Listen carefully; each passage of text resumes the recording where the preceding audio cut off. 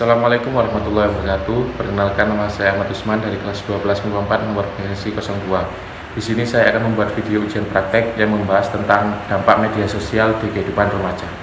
Here we go.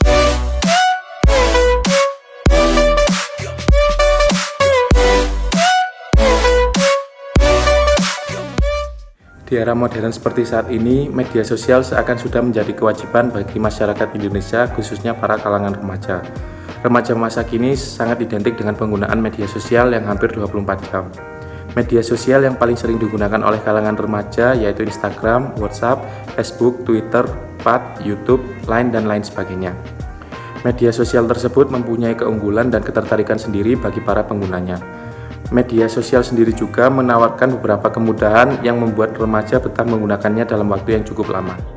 Menurut Caleb Teikar dan Rebecca A. Hayes, 2015, media sosial adalah media berbasis internet yang memungkinkan pengguna berkesempatan untuk berinteraksi dan mempresentasikan diri, baik secara seketika ataupun tertunda, dengan khayal luas maupun tidak yang mendorong nilai dari user-generated content dan persepsi interaksi dengan orang lain.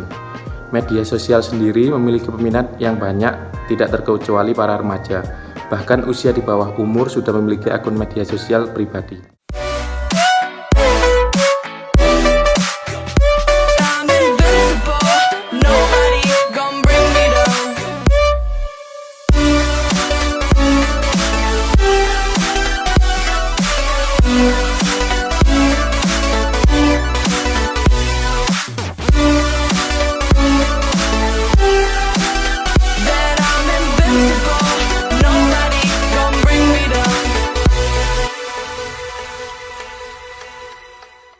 Perkembangan media sosial sangat pesat karena semua orang bisa memiliki media sendiri.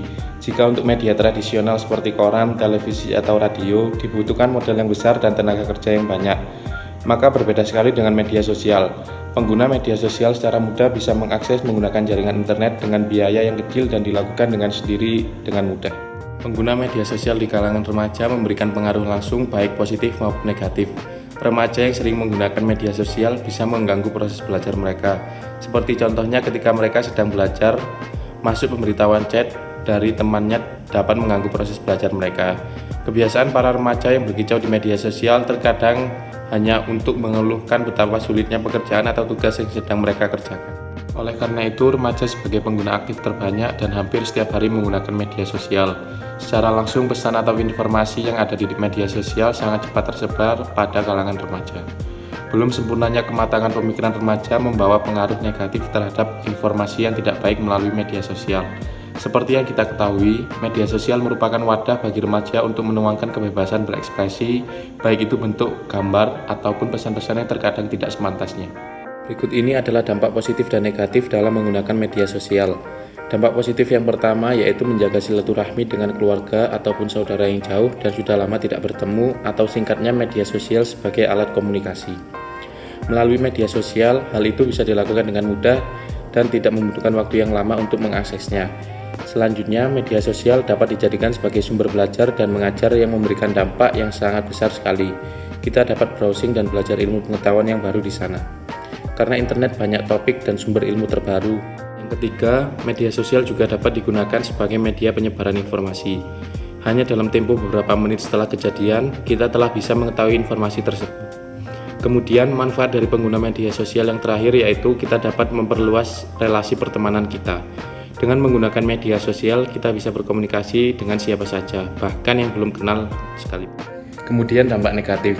Dampak negatif yang pertama yaitu susahnya berkomunikasi dengan orang-orang sekitar. Hal ini disebabkan karena mereka malas belajar berkomunikasi secara nyata. Orang yang aktif dalam media sosial umumnya jika bertemu secara langsung, nyatanya adalah orang yang pendiam dan tidak banyak bergaul.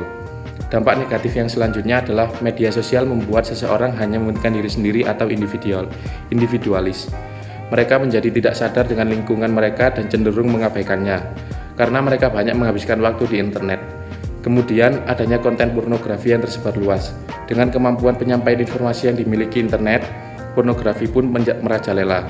Terkadang seseorang memposting foto yang seharusnya menjadi privasi sendiri di media sosial. Hal ini sangat berbahaya karena jadi postingan tersebut digunakan oleh pihak yang tidak bertanggung jawab. Jadi kesimpulan yang bisa saya buat yaitu perkembangan media sosial khususnya pada kalangan remaja tidak hanya membawa dampak negatif saja, namun juga ada dampak positifnya.